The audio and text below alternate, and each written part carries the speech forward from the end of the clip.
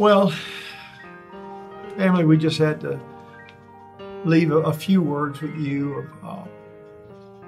It's hard to think of just a few words, really.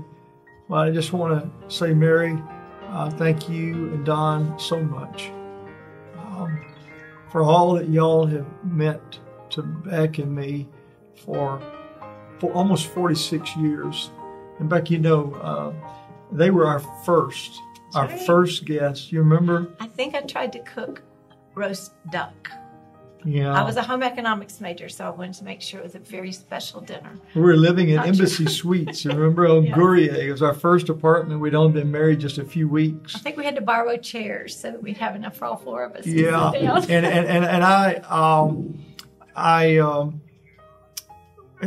We were looking for a church home, and we had just visited the chapel on the campus. And I'll never forget when we went in there, and as we anticipated, Don Tabb was going to be the pastor of this church. Well, 2 years earlier, as I know I shared with y'all, I thought I'd never see Don Tabb again.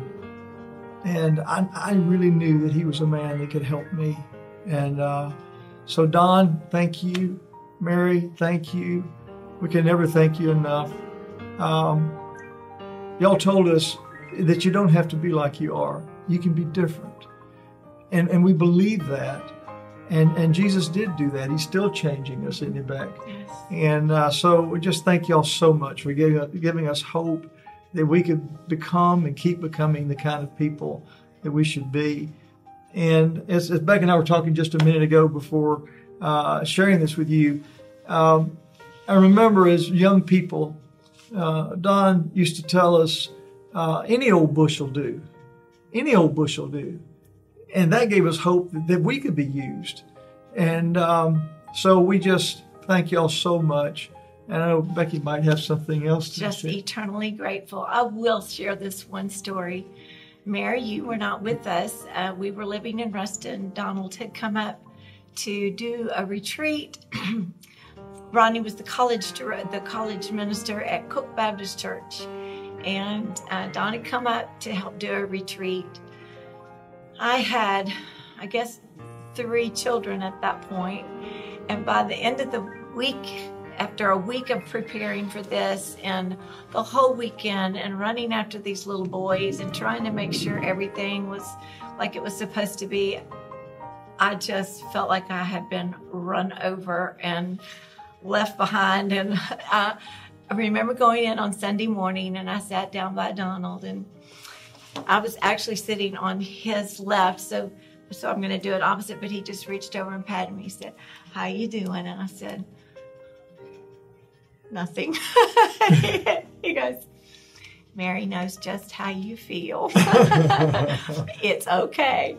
So I just remember thinking how real you were, both of you, and that you were authentic, and you helped us to realize that we didn't have to be anybody but who we were, and it was okay if we were a crooked stick, that God could use a crooked stick or any old bush.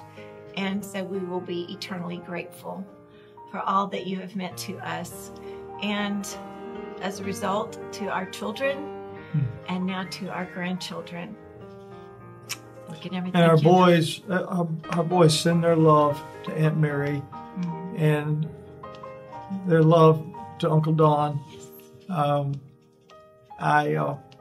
Well, we just love y'all. Thank you. I'm so glad we had an opportunity just to share a few thoughts this afternoon. God bless all of you. Cherry, Cynthia, James, Candy. I'm sorry, y'all, I'm tired. And Cynthia. Maybe I should run the names one more time and he can edit this for me.